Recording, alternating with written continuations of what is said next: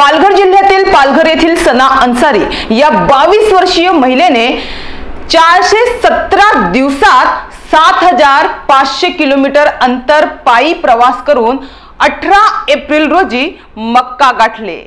18 April 2025 रोजी दुपारी सना व तिच्या पतीने आपल्या प्रवासाची सांगता केली।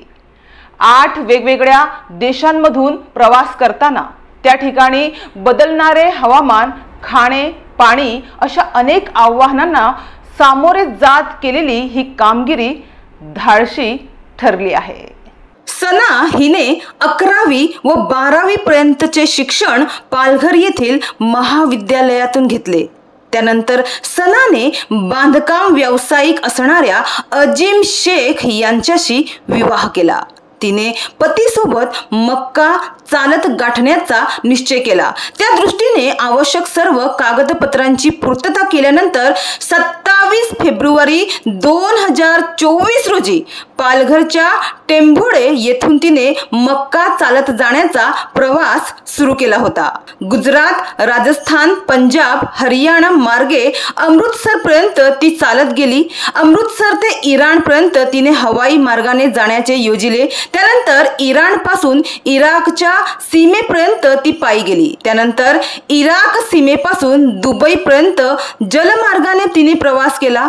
दुबई पासून अल्बाटा, सौदी अरेबिया, रियाद आणि मदिना अशा प्रदेशातून पायी प्रवास करत हे जोडपे मक्का येथे शुक्रवारी 18 एप्रिल रोजी दाखल झाले।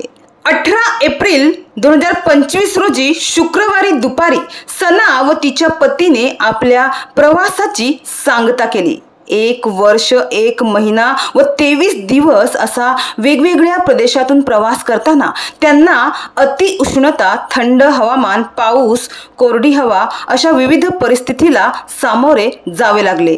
त्यांनी दररोज 30 किलोमीटर अंतर गाठण्याचे उद्दिष्ट ठेवले होते। सकाळी व सायंकाळी प्रत्येकी 3 तास असे सुमारे 6-7 तासाचा प्रवास करून त्यांनी हॉटेलमध्ये आसरा घेतला।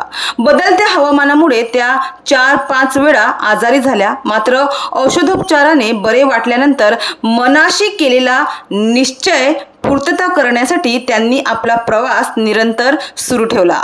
दैनंदिन गरजेच्या मोजक्या वस्तू घेऊन प्रवास करताना सर्वत्र त्यांचे उत्स्फूर्त स्वागत करण्यात आले। आपल्या पतीच्या पाठबळामुळे तसेच या मार्गात अनेकांनी दिलेल्या प्रोत्साहन व सहकार्यामुळे आपण मक्का पर्यंतचा पल्ला गाठू शकलो असे सना सांगते।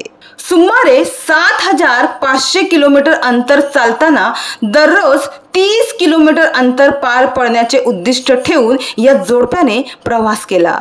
या काळात सनाचे गुजरात राज्यापासून पुढे देशात सर्वत्र स्वागत करून तिच्या सोबत काही अंतर चालून अनेक नागरिकांनी तिला प्रोत्साहन दिले। मर्यादित सामानामुळे त्यांना वाहनांची आवश्यकता भासली नाही। मात्र 59 आठवडे प्रवास केल्याने त्यांना 6 बुटांची जोड वापरावी लागली।